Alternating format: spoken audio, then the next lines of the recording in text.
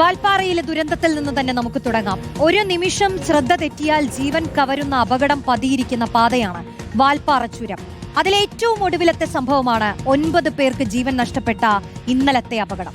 ഇതുൾപ്പെടെ കഴിഞ്ഞ ഒരാഴ്ചക്കിടെ 3 അപകടങ്ങൾ ആ ചുരത്തിലുണ്ടായിട്ടുണ്ട്.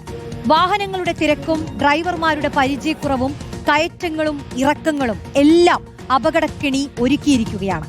രാഹുൽ സുരേഷ് ഈ അപകടവുമായി ബന്ധപ്പെട്ടും ആ ചുരത്തിന്റെ പ്രത്യേകതകളുമൊക്കെ വിശദീകരിക്കുകയാണ്. നമുക്ക് ആദ്യം അത് കാണാം. വാൽപ്പാറയിൽ നിന്നും വാഹനം താഴേക്ക് പതിച്ച 13ാം വളവിലാണ് നമ്മളുള്ളത്. ഈ പാതയിലുടനീളം പേരിന് വേണ്ടി മാത്രമാണ് സുരക്ഷ എന്നുള്ളതാണ് എടുത്തു പറയേണ്ട കാര്യം. ഇപ്പോൾ അപകടത്തിന് ശേഷമാണ് ഇവിടെ ഒരു സുരക്ഷാ വേലി ഒരുക്കിയിരിക്കുന്നത്. ദൃശ്യങ്ങൾ നാം നേരിട്ട് കാണിച്ചു തരാം. ചാക്കിനകത്ത് കുറച്ച് മൺകട്ടകൾ നിറച്ച് വെച്ച ശേഷം ഇരുമ്പ് ദണ്ടുകൾ ഇതിനകത്തേക്ക് ഇറക്കി വെച്ചിരിക്കുന്ന കാഴ്ചയാണ് കാണുന്നത്.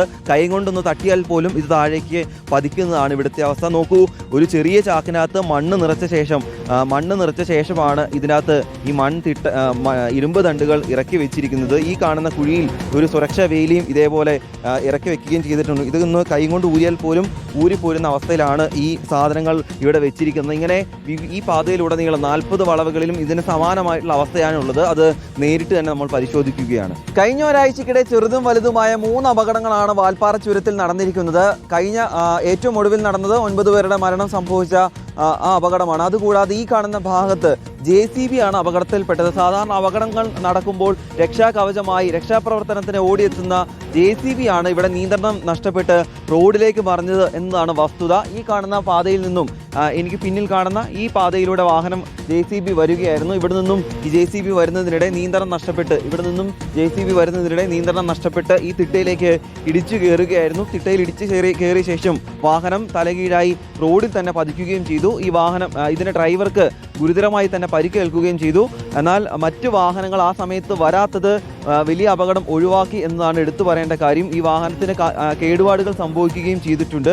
അതിൻ്റെ വാഹനത്തിൻ്റെ ഈ അകത്തുള്ള സാധന സാമഗ്രികൾ ഉൾപ്പെടെ പുറത്തേക്ക് തെറിച്ച് കിടക്കുന്ന ദൃശ്യങ്ങൾ കൂടിയാണ് കാണുന്നത്. ചില്ലെല്ലാം പൊട്ടിയൊരു അവസ്ഥയിൽ കൂടിയാണ് ഇവിടെയുള്ളത്.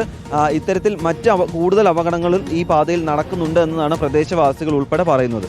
JCB അപകടത്തിൽപ്പെട്ടതിന് തൊട്ട് താഴെ തന്നെയാണ് മറ്റൊരു അപകടവും നടന്നിരിക്കുന്നത്. ഈ കാണുന്ന അപ്പാച്ചി വാഹനം, അതായത് TN 41AZ0815 എന്ന നമ്പറിലുള്ള ഈ അപ്പാച്ചി വാഹനവും അപകടത്തിൽപ്പെട്ടിരിക്കുന്നത് ഈ JCB അപകടത്തിൽപ്പെട്ടതിന് തൊട്ട് താഴെ തന്നെയാണ്. ഈ വാഹനം കാറുമായി കൂട്ടിയിടിച്ച ശേഷം റോഡിൽ തന്നെ വീഴുകയായിരുന്നു. ബൈക്ക് യാത്രക്കാരനായിട്ടുള്ള യുവാവിന് ഗുരുതരമായി പരിക്കേറ്റിട്ടുണ്ട്.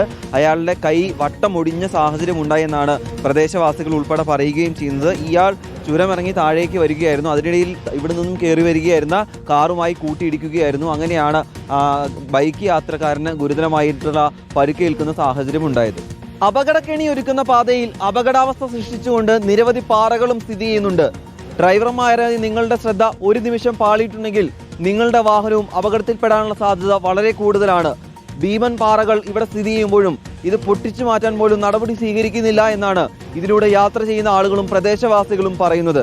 എനിക്ക് പിന്നിൽ കാണുന്ന വാൽപ്പാറ ചെക്ക് പോസ്റ്റ് കഴിഞ്ഞാൽ നിങ്ങളെ സ്വാഗതം ചെയ്യുന്നത് കുത്തനെയുള്ള ഇറക്കങ്ങളും കയറ്റങ്ങളും കൊടും വളവുകളുമാണ്. അമിതമായിട്ടുള്ള വേഗതയും അശ്രദ്ധമായിട്ടുള്ള വാഹനമോടിക്കലും ഒരുപക്ഷെ നിങ്ങളുടെ ജീവൻ തന്നെ അപഹരിച്ചേക്കാം. അധികൃതർ നിങ്ങളുടെ ജീവന് സുരക്ഷയൊരുക്കിയില്ലെങ്കിലും നിങ്ങളുടെ ജീവന് സുരക്ഷയൊരുക്കാൻ നിങ്ങൾക്ക് തന്നെ ബാധ്യതയുണ്ട്. വീഡിയോ ജേർണലിസ്റ്റ് ജിതിൻ മാങ്ങാനത്തിനൊപ്പം reporter Rahul Suresh, in reporter, Valparai.